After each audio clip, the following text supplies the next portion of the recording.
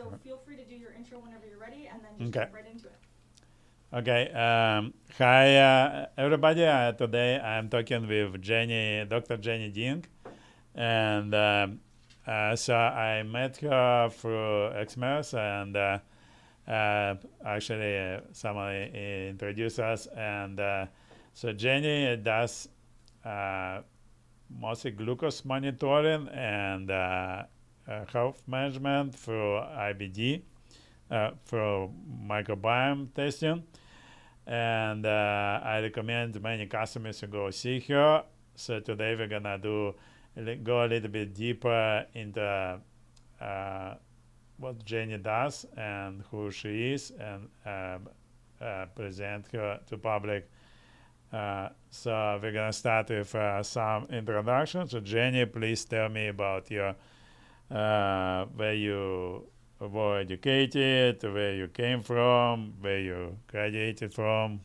Yeah, thanks, Sergey. So I feel like we known each other now for about maybe a year-ish, a little over that. Yeah, so my name is Dr. Jennie Ding, as you know, and I am a lifestyle medicine physician.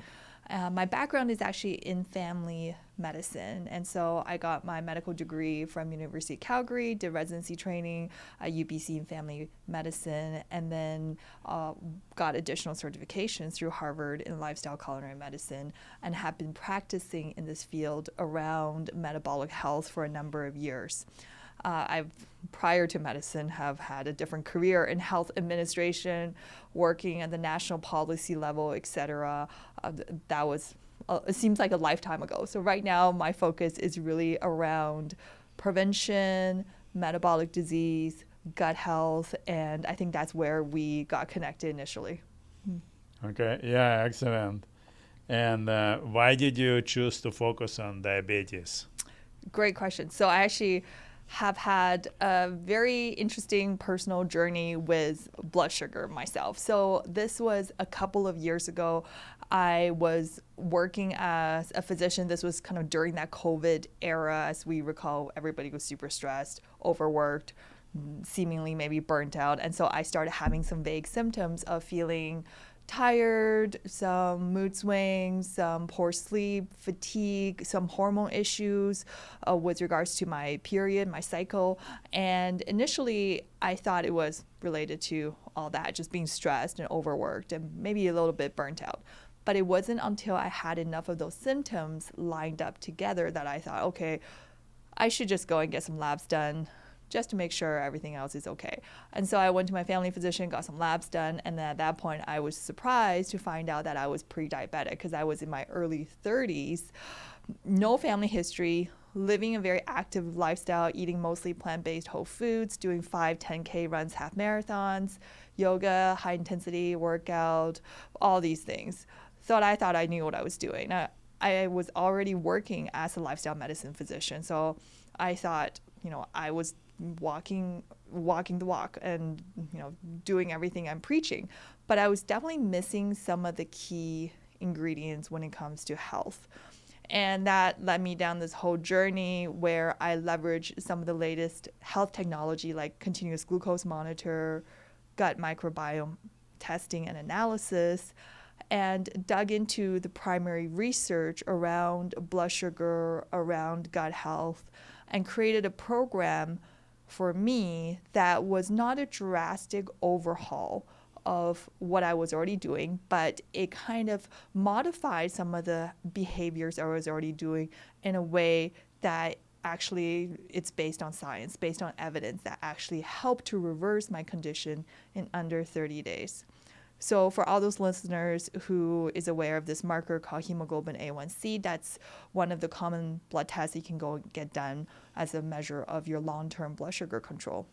So my number was 5.9 initially, and the cutoff for prediabetes in Canada is slightly more liberal than that of the United States or international standards. So here we say anybody from 6.0 or higher, 6.0 to 6.4 is prediabetes. So I was 5.9.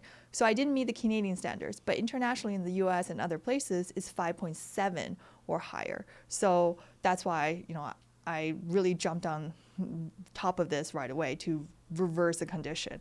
And so in 30 days, it went from 5.9 to 5.5. Right? And I've been repeating my numbers every 3 to 6 months, and the latest one I think was 5.3. So, and I've been feeling great.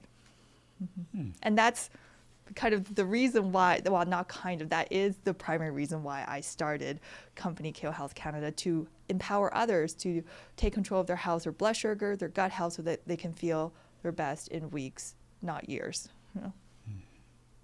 Yeah, so I do a little bit testimony to Jennie. So I was, when I met Jennie, I was also pre-diabetic. I don't know what was my number. You probably remember, but I think yours was 5.9, if I remember. It was 5.8, somewhere around there. Yeah. So I it's exactly same story. I was eating perfect, doing a lot of exercise, having zero pain in my body. Everything seemed to be normal. I still was pre-diabetic, and so we did microbiome, and it really changed a lot of things for me. And I still work in progress, but I believe like it's at least the right direction. Um, okay, so at least so it looks like sugar is it's a root of all evil. So can you please elaborate on this? Do we need more sugar in our life? Do we need less sugar? Is sugar bad? Why diabetes happens? Yeah, so that's a great question. And to say that sugar is the root of all evil is an oversimplified way of looking at things. I know right now in the pop culture, there's a lot of talk about sugar is bad, anti-sugar. There is some social media accounts like the Glucose Goddess. There's some books around like blood sugar, etc. So there's a lot more information out there. But really, sugar is not the enemy, right? It's insulin. Yeah.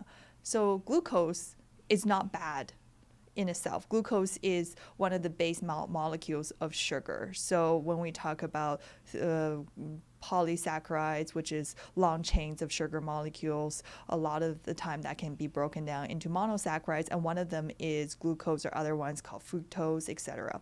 So glucose, our body needs glucose for energy. Even if we don't eat sugar, even if we don't eat carbohydrates of any kind, our body can still make glucose from protein and from fats through processes in the liver called gluconeogenesis, so that glucose can be used as energy by the other cells in our body, right?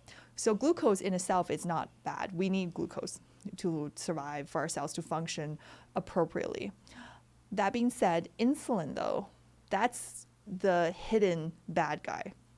So a lot of the times actually not a lot of times, every time we kind of eat anything, our body produces insulin. We want to control the insulin spikes. And as a way of controlling the insulin spikes, we control the glucose as intermediary almost.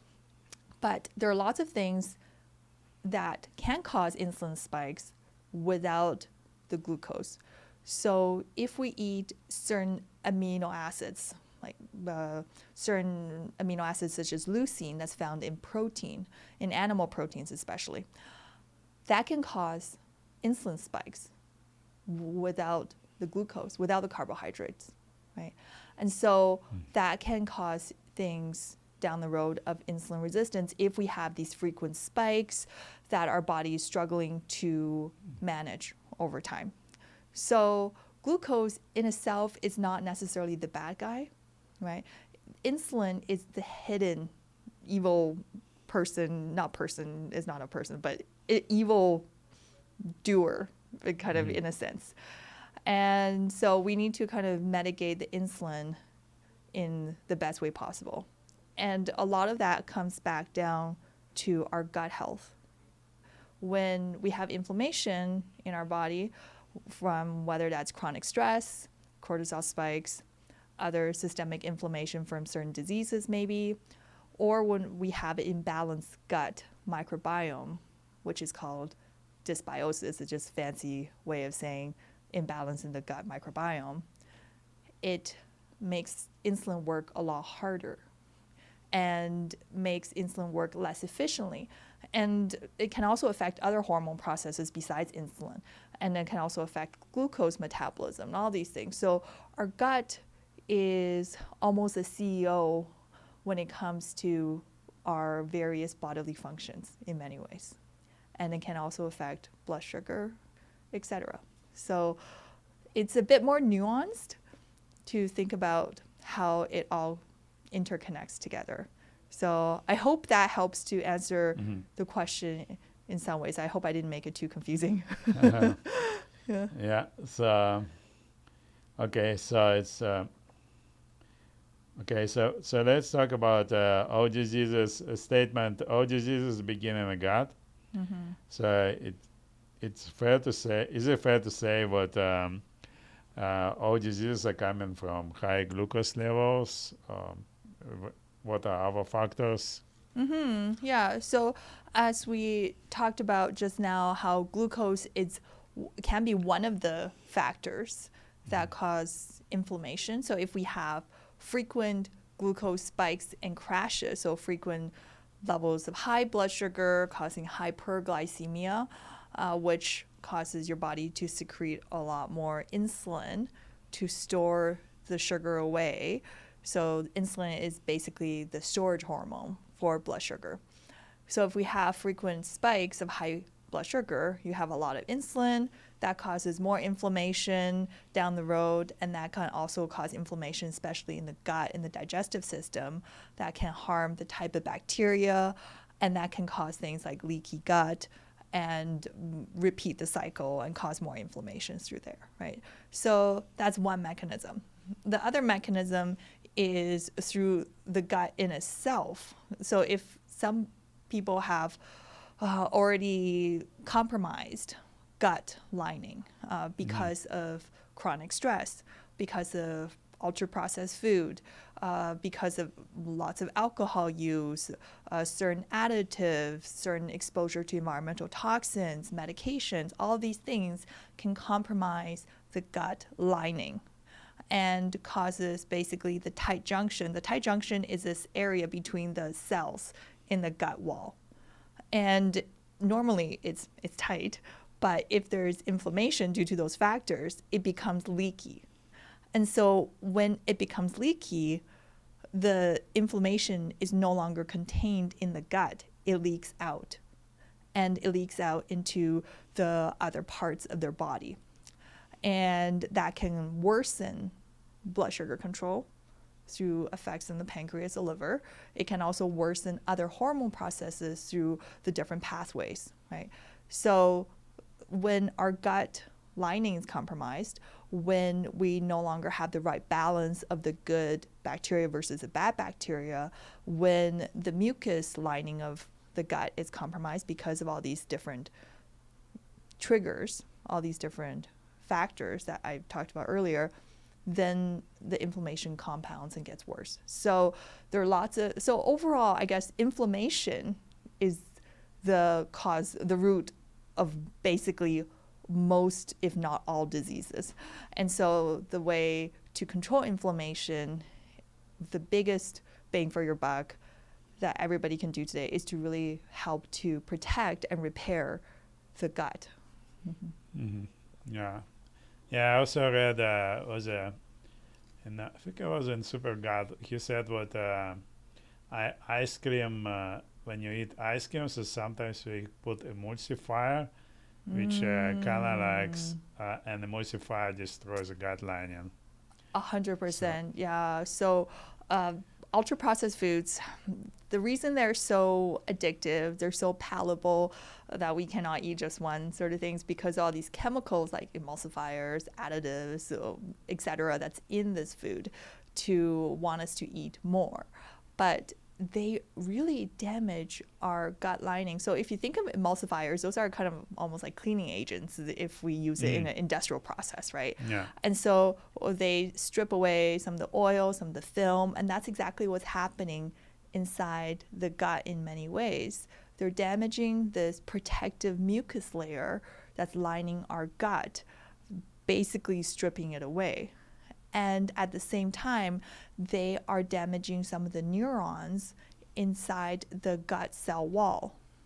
And so that prevents our body to produce certain hormones like CCK, PYY, and these are satiety hormones that then tells our brain that we have had enough food, that we're full. So if our gut is no longer producing those hormones efficiently or effectively, then we tend to overeat on certain processed foods, right? Because we don't get those signals back. And that's just one of the many mechanisms that ultra-processed food can be very damaging to our body.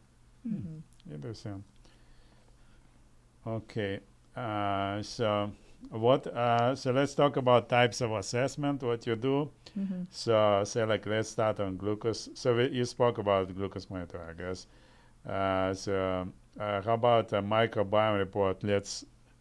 Just please explain what microbiome report is, what is it good for. I personally did it, and for me it was a blast. Like, you learn so much about yourself. It's just amazing. Yeah, so the microbiome report itself, it's very comprehensive. So the analysis, it's very simple. A lot of people get overwhelmed or they're scared about how we're going to do the sample collection. Is it really invasive? Is it like a colonoscopy? Do I have to go to a special place? But it's really pretty easy because you get the kit shipped directly to your house, and then you collect the sample in your bathroom after a bowel movement, and the amount of sample that they need is really small. It's the size of a grain of rice, so a very tiny amount. And then we ship it to the lab, we do the analysis, and that gives us a very comprehensive profile of not only the type of bacteria that's in your gut, but also the metabolites, which is basically what the bacteria produces. And also gives us a profile of the type of vitamins that you might be missing, the type of neurotransmitters like serotonin, GABA, all these things that are really produced in the gut. So about 70% of your immune system lives in the gut. And your gut actually produces the vast majority of your serotonin, or the happy hormone, right? So when we have imbalance in terms of the good and bad bacteria ratio, if we have more of the bad, not enough of the good, we actually don't have enough of these happy chemicals like serotonin. We may have issues with certain vitamin absorption, vitamin deficiency, etc. So the report, I think it was like 16, 18 pages or something. It's quite comprehensive. It lays it all in detail, and it also gives you recommendations in terms of how to improve your gut health, etc. And so it's really great information. So what I do is, in my sessions with you and with all my other clients, is to walk them through their specific gut profile to tease out which is the 80-20 rule, right? So the 80% that they can start focusing on today to get the biggest bang for their buck, so that they can start feeling much better in weeks. Right. And then we can kind of fine tune things over time as things improve. So right now I have a 12-week program where people essentially get 2 gut microbiome tests for a before and after comparison during the 12 weeks. And they also get 3 continuous glucose monitors for real-time blood sugar tracking during that 12 weeks, because that gives us more instantaneous snapshot as to how well their body is managing blood sugar on a daily basis, on a minute or second by second basis even, right? And that gives us a window of how to fine tune things more quickly as we go through this process. Okay, yeah, very interesting. By the way, I just get back on this. So I went to our place where we were doing blood testing, and they it was very good, but the problem what I saw many times, she didn't know what's the name of this thing, right? So it's like, okay, you get bad bacteria, but what's called in this microbiome report was exactly name, exact recommendation, what probiotic to take, what food to eat, everything, right? So it's not like, okay, you have this bad bacteria, let's try something to kill it, and maybe if it doesn't work, we try something else, right? So this way, you kind of when you know exactly already what to eat and what to take, it's so much easier. 100%. And everybody's gut health profile, it's very different. Studies have shown that even with identical twins, there's about less than 30% similarity between their gut profile, because a lot of that is dependent on your nutrition, your diet, your existing health conditions, environmental exposure, stress, all these things, which are so different from person to person. And that really influences the specific strains, the specific types of bacteria that's in your gut, right? Even if you live in the same house, eat the exact same food, have the exact same routine, but there's still going to be some differences in terms of what's happening inside. Okay, so confirmation. Okay. Yeah. So let's talk a little bit about IBD. What is IBD, and what you do about it? Irritable bowel disorder. Yeah, so IBD, inflammatory bowel disease. So those two are, so the two main ones are ulcerative colitis and Crohn's disease. And those are unfortunate inflammatory conditions of the gut. Yeah. So they're not the same as IBS, which is irritable bowel syndrome. That itself is, in itself, alternations between constipation, diarrhea sometimes, based on a person's mood, maybe stress levels, anxiety, depression, all these things, because the gut-brain axis are very much interconnected. Right? It's a very much a continuous feedback loop in many ways. So that's IBS, but IBD is different from that. It's the Crohn's and ulcerative colitis, the inflammatory conditions in themselves. And so as I mentioned earlier, inflammation is basically the huge bad guy, the villain of all villains out there. So what we want to do with people with IBD in particular is to further decrease their inflammation through gut health rehab, essentially, by healing the already damaged gut in a way that works for their body to prevent further flares from happening. So we can decrease the risk of disease progression. We may not be able to 100% reverse those conditions because of the origin of the disease itself, the pathogenesis, etc. But we could decrease the risk of frequent flares, help them to feel better, and by doing that can help them to improve their quality of life in the long term. Yeah, so this is kind of interesting topic, and there's a lot of research now about it, and many people have different opinions. So I just wanted to talk from my point as osteopath. So I had to deal with some people. So most of the time is people who I've worked with. Sometimes we have aches, like they feel sore for a very long time after the session, which is kind of like, I mean, if I personally go for anything, I never really feel sore. I don't remember myself feeling sore after anything, but there are people who like come, and most of the time this is what they have, right? So it's like high glucose levels, normally some sort of IBD, diabetes. So these people you always need to watch for, so because we get super sore. And also I saw a couple of people with vitamin deficiency, and it always was connected to fibromyalgia. So it's I found like many times people who have fibromyalgia will also have some sort of stomach problems. So it's kind of my experience. If you want any feedback on it. So thanks for bringing up the vitamin deficiencies piece, because right now as you know, as everybody knows, there's so many supplements out there, so many vitamins, so many different things we could take over the counter. And we sometimes just gravitate towards, oh, maybe I should try this. Perhaps it'll help me feel better if we take more of, say, vitamin B12 or iron or whatever that's under the sun that you feel you might need. But a lot of the time, if we don't know what we're missing without the testing, then we don't know if we're supplementing the right ones that we actually need. So you can definitely go to the lab, get some blood tests.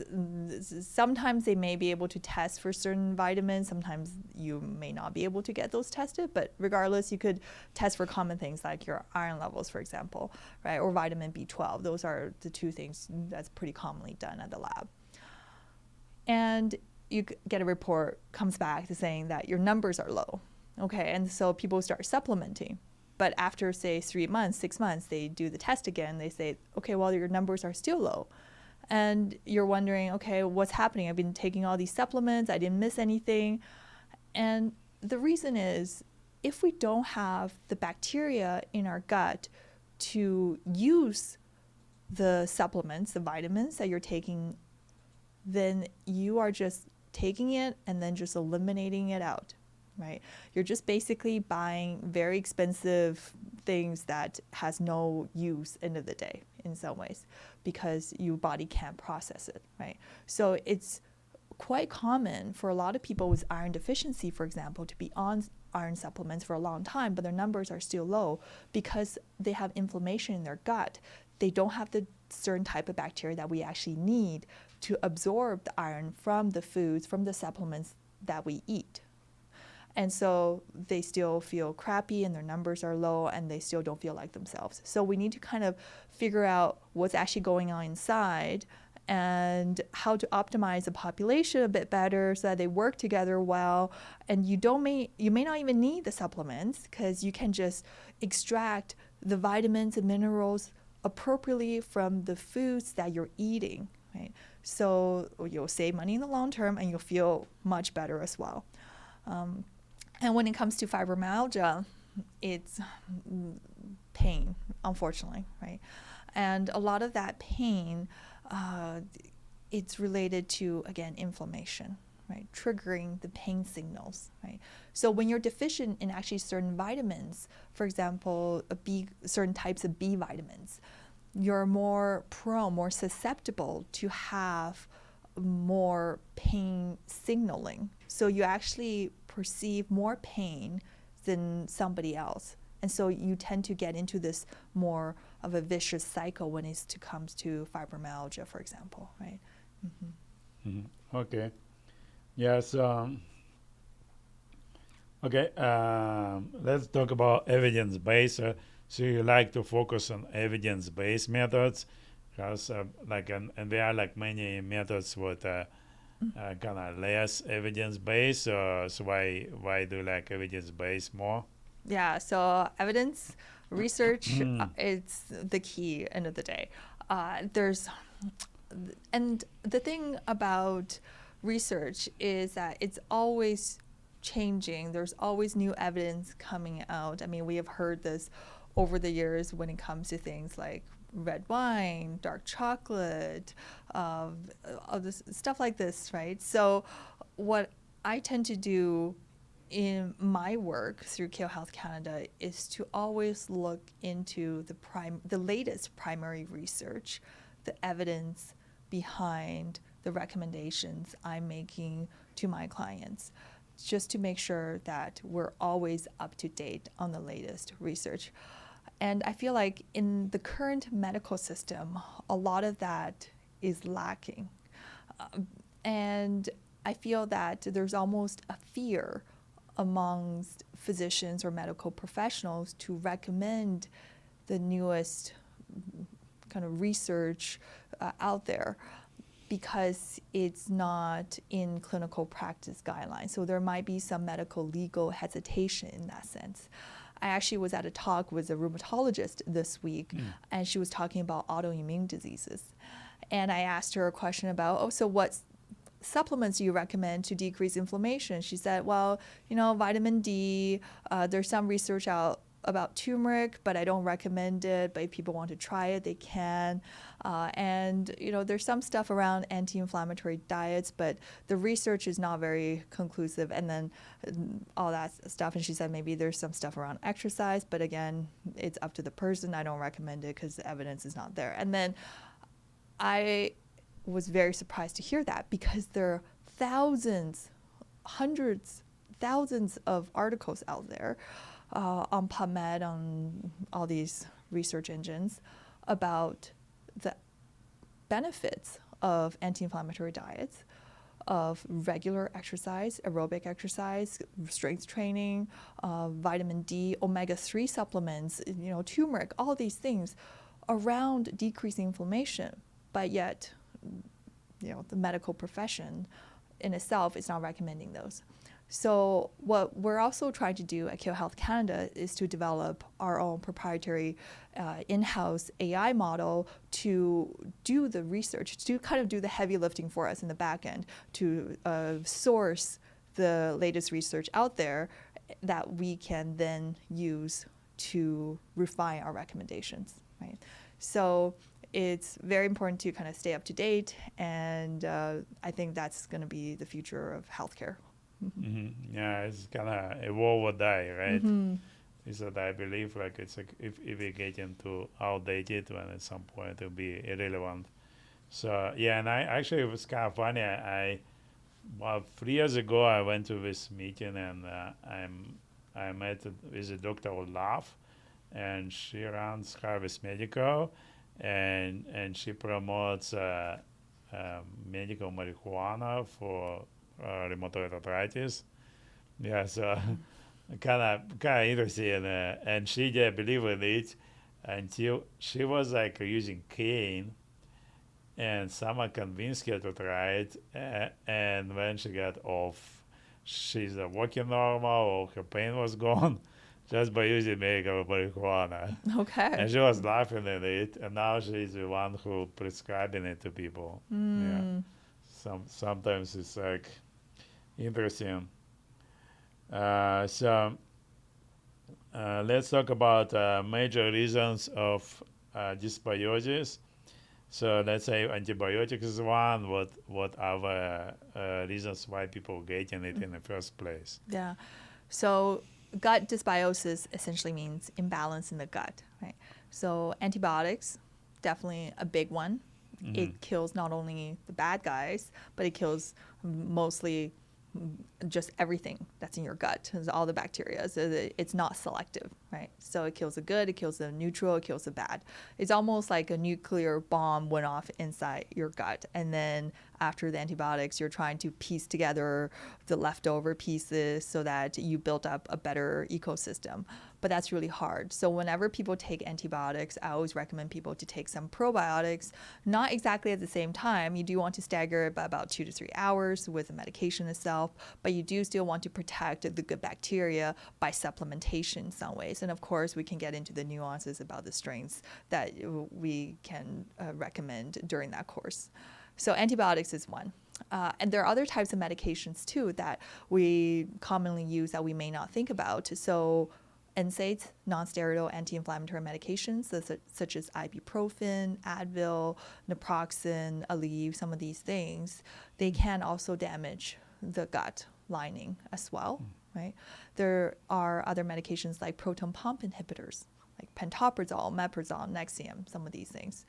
And those medications people sometimes take, and they're on it for years at a time because of acid reflux. And those medications decrease the acidity of your stomach to prevent the reflux symptoms. But our digestive system is naturally in an acidic environment, and the good bacteria thrives in an acidic environment. And so if we change the pH to become more basic by taking these medications, you're actually changing the environment so the good bacteria are not living as well, and you're promoting more of the bad bacteria. So when people are on chronic proton pump inhibitors like pantoprazole and these things for a long, long time, they're at risk of certain types of infections, more likely to get pneumonia, for example, and they are also more likely to get certain deficiencies in, say, magnesium, etc. Right? So it actually impairs the absorption because we're changing the bacteria population. You know? And so medications is one category. Stress, chronic stress, is another category that sometimes we overlook, especially in our busy lives where everybody is always busy, working, stressed, etc. Short-term stress, it's fine. When I say short-term, something that lasts hours to maybe a couple of days, it's good for our body to actually boost the immunity in the short term. In the short term, that we are able to do the fight and flight response. If we are chased by lions and tigers back in the day, our ancestors did. So our immune system actually ramps up and helps us to fight off of those issues, those risks.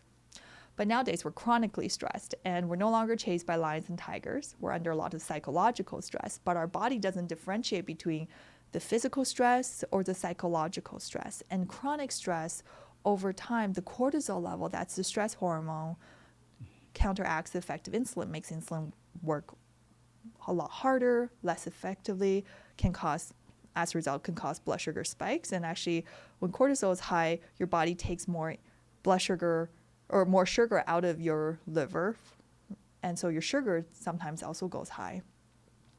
And when cortisol is high for the long term, it damages the gut lining as well, right? So chronic stress, medications, there's also environmental toxins, pesticides, poor sleep. There's a lot of different things that can damage the gut, and sometimes we don't really think about it, but it's not one of them in particular per se. For most people, that causes issues. It's a compounding of many different of these lifestyle factors, of these accessory factors like medications that then causes us problems over time. Yeah. So yeah, my kind of personal take, if say like I'm forced to take antibiotic because it's sometimes there's no really way around, right? So like a dental surgery or the so I would have to kind of do sort of gut analysis and or at least take some probiotics afterwards to rebuild it. Yeah. Because they're definitely gonna wipe out a lot of good bacteria from my gut. Yeah. So, because about 70% of our immune system lives in the gut, right? So if we wipe out the whole array of bacteria, the good and the bad and the neutral, then we're damaging our immune system in some ways as well. And so you're also more likely to take longer to recover from maybe certain infections. And so when people are on, here's a very common classic example, is if they're on a long course of antibiotics for some time, they might be more they're more susceptible to, say, yeast infections, right? They may also have C. difficile, right, which is this diarrheal infection after or during a course of antibiotics, certain types of antibiotics that have been on for a long time, and then they may need to take stronger antibiotics to fight off that quote-unquote super infection or secondary infection. So it can be this vicious cycle, right, because of the changes in the bacteria. Yeah, it's very interesting. Okay.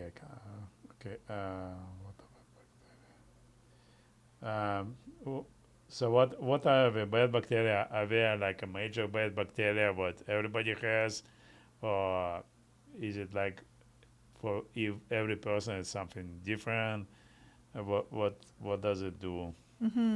Yeah. So bad bacteria, in a sense, can be divided into two categories. One is the pathogens, so things like Salmonella, E. coli, all these things that can cause issues in basically everybody if we have them in our digestive system in high amounts. Can cause things like diarrhea, bloody diarrhea and nausea, vomiting, some of these things. And that's really unpleasant. Those are kind of the pathogens, right?